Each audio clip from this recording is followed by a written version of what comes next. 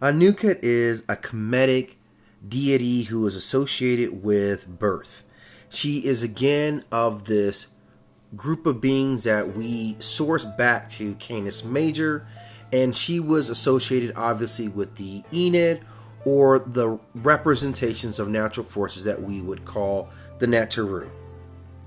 She was considered a minor deity, primarily with cult centers in Lower Nubia and Elephantine, and for that she remains an important cultural link between Nubia, which was in some estimations a predecessor to Kemet, and shows a link socially of how these two cultures viewed their belief system.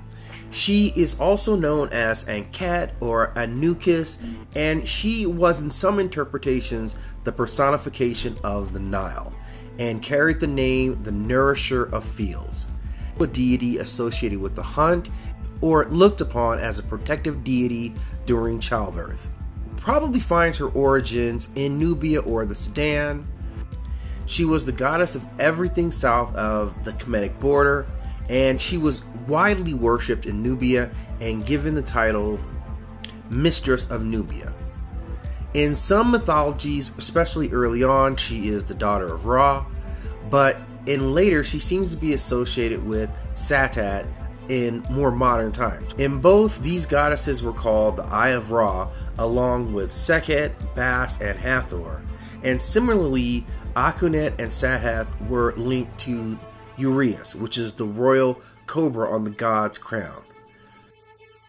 During the New Kingdom, she was placed at the Abu Triad with Khnum and Satis, and this of course reflected the Trinity represented by Osiris, Asar, and Heru, and then something which of course is a concept that will be created again in later religions.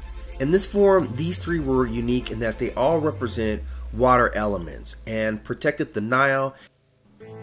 Anuket is generally depicted as a woman wearing a tall headdress made either of reeds or of ostrich feathers, often holding a scepter and the Ankh symbol, but was occasionally shown in her animal form, which was a gazelle, which is an animal today which is still sacred to this goddess.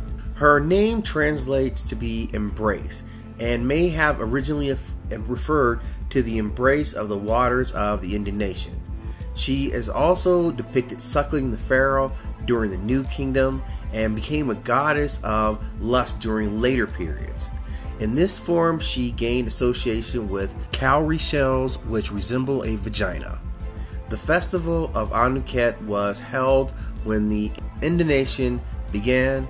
People threw coins, jewelry, and precious gifts into the Nile to please this beloved deity. She is partial to gold and silver, and among precious jewels she is partial to sapphires and rubies, which are her sacred stones.